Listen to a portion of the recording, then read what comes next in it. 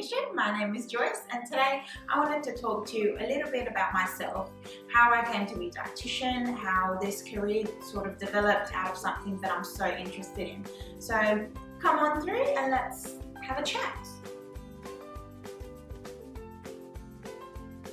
Funny story, in year 12, in my final year at school, I just wanted to be in any subject that included maths. So I wanted to be in accounting, but unfortunately the accounting wasn't running. So I accidentally got sort of put into the subject nutrition.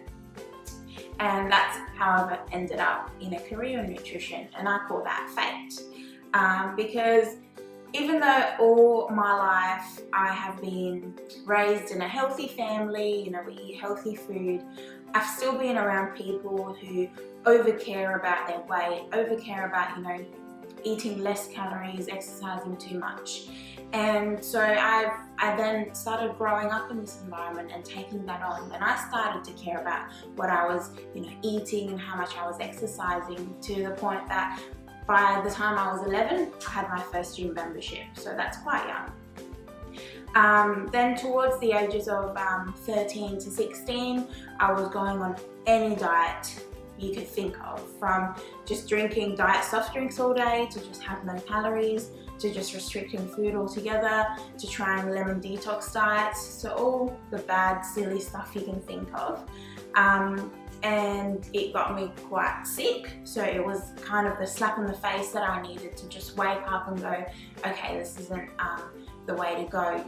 I'm 16, I shouldn't be feeling like this. And luckily it put an end to the eating disorders that I was sort of going through.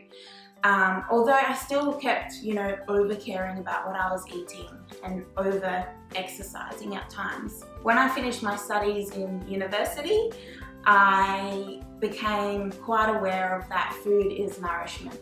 Food isn't sort of a thing that we should beat ourselves up over and, care too much about. So luckily that ended my horrible relationship with food that I've always had. So yeah, here I am, a dietitian, just giving out my knowledge about what I know, but also not so much knowledge I gained at uni, but knowledge from experience, that I truly believe food is medicine, and we should be using food as a nourishment and not something we're feeling guilty over.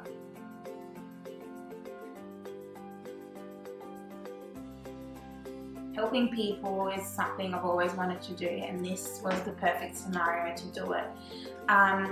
People find success after, speaking to me, not because I tell them what to do, but because I give them the empowerment and the independence to make the changes that they think are suitable. I will always give them the option to tell me what they think they can change. Otherwise, I would be just another person telling me to follow a diet, really. And I don't want to be that person, because, as I just said, diets are a bad thing. I went through a bad stage in life with dieting and exercising too much. I think when people come through the door a week later after I've seen them and they tell me that they're feeling better, they're sleeping better, and they just feel so much more positive, and yes, their pants might be a bit looser, I think I get a bit more happy than they do. So definitely my favourite thing about my job. So my least favourite thing about my job, unfortunately, there is something, and that's all the silly, stupid nutrition advice that's currently out on the internet and Facebook and whatnot. So when a client comes in the door and you're trying to speak to them about how to sustain a healthy life, reach optimal health, but then there's this sort of nutrition advice around where, people need to be cutting gluten, people need to be cutting sugar, people need to be cutting fruit. It just makes me mad, and it just hinders what I'm trying to get across to my clients, is that diets are not sustainable. Information is so easily put out there. If I were to come and sit down and tell you that I need to perform open heart surgery on you, you wouldn't believe me, because I'm not a surgeon, but why believe someone who is telling you to restrict a food and they're not a nutritionist or a dietitian? So yeah, that would have to be my least favorite thing. I know what it's like to think 100 times before reaching for a food. I know what it's like to walk around in a world that is focusing on exercise, focusing on counting calories and whatever, and you feeling guilty that you're not doing the same thing. I know what it's like to envy that skinny person right next to me who can eat anything they like and not gain weight. I know what it's like to not be able to lose weight. I just know what it's like to finally be at peace with yourself and have no guilt associated with what you do, no guilt associated with what you're eating. You actually want to start nourishing your body after you reach this stage. You stop looking at food as just this thing that's horrible and your enemy. You actually reach for the food that will nourish your body with everything your body needs to be happy and healthy.